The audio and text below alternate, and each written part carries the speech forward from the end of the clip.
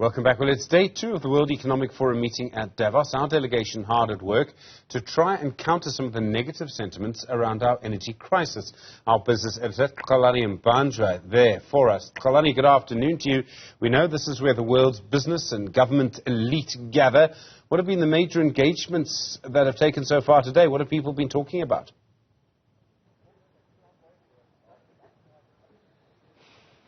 Good afternoon in chilly Davos in Switzerland, Stephen. Well, there has been a number of engagements on day 2 here in Davos, Switzerland at the World Economic Forum. I met with a number of South Africa's chief executive officers earlier, and they were talking about the recession, a possible recession, global recession being something that is topical in many of the engagements. And the big thing is how, where South Africa actually fits into that picture, because what we do know is that this recession that is imminent is not going to impact on global nations equally. So it's going to impact some nations in a different way, and it's something that is quite worrying as to how the different companies in South Africa and how the government is going to actually respond to the distress that is around the world. So it's something that is quite important to have these engagements, because as the theme clearly says, it's a cooperation in a fragmented world. It's something that is quite important if we are to put a dent on the cost of living and the energy crisis as well, Stephen. And also, Xolani, I mean, certain things, you talk about a fragmented world, but certain problems are facing everybody. The price of petrol and diesel and gas is up everywhere. We have a major electricity crisis, but so do other countries. It's obviously easier to work together to fix all these things.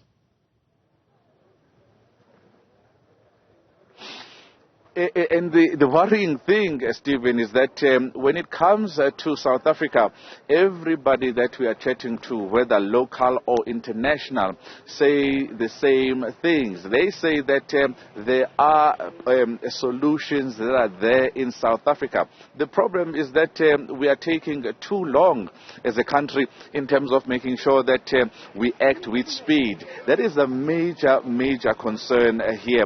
One such area, Stephen, is hydrogen power. We've heard this word coming into the lexicon of South Africa in the past couple of years. In fact, South Africa could be a global leader.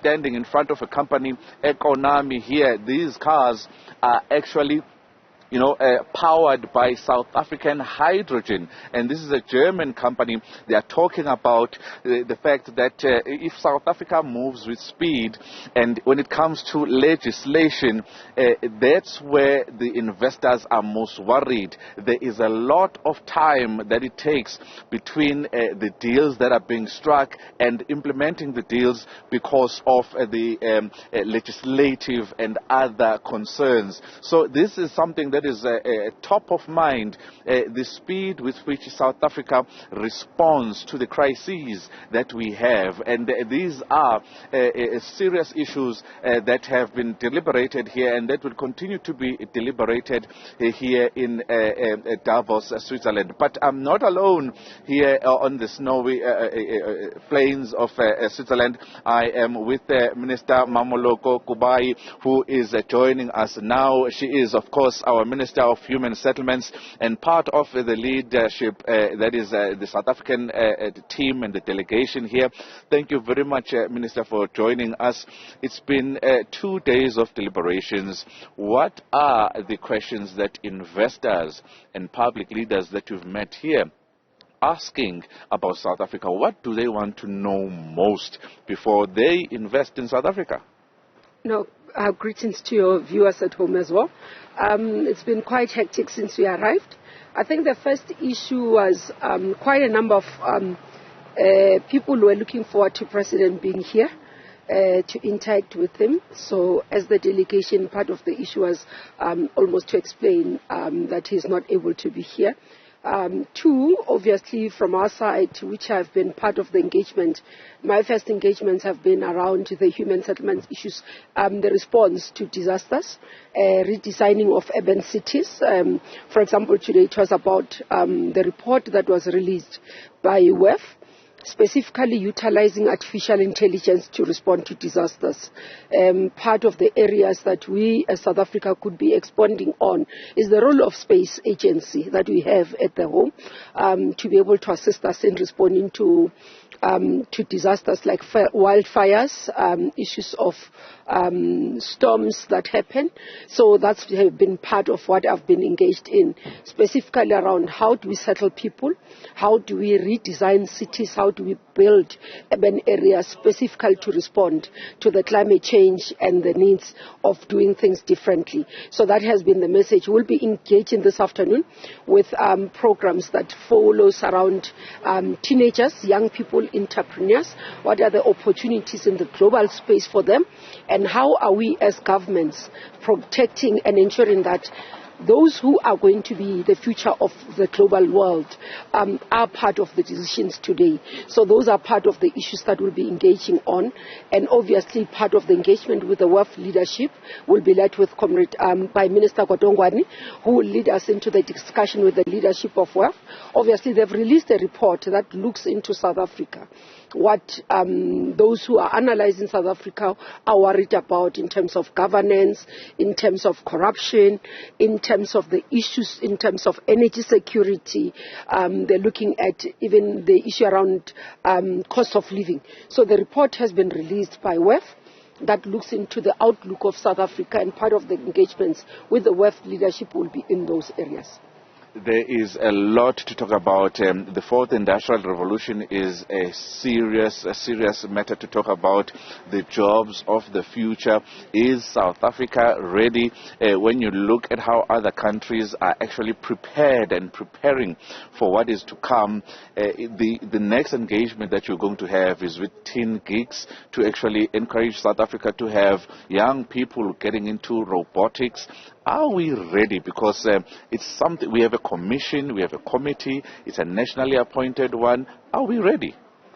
Look, we've done quite a lot in terms of research and development in that space, where we've encouraged young people to participate or even to take maths and science in schools. And also, as I speak about quite a number of areas, you talk about the Fourth Industrial Revolution Commission that is chaired by Professor Marwala.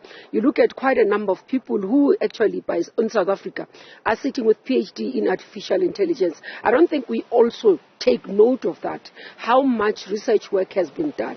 What we need to do is to be able to implement practically. Being able to showcase what we can do and utilize those R&Ds that have been produced into real life production. You'd know that science and technology, CSIR, has done a lot in terms of 3D printing. That's the work of the future. You know that professor in Pretoria, who did, Professor Chifularo, who did a 3D ear plant. You know, it's those work that we've got to showcase. We're not really far, but in terms of the future of work, in terms of training young people, I think that's where we must expand. Turning our TVET colleges into centers of excellence, for example, training them into these areas would be one of the things that we should be able to do. Quite a number of areas, global communities, especially on young people. It's not basically those who go to areas that are specific, but becomes generic in terms of education system within those countries that they make it. I know Minister Motshekga has been doing quite a lot of work around that space, and we should be able to accelerate as South Africa.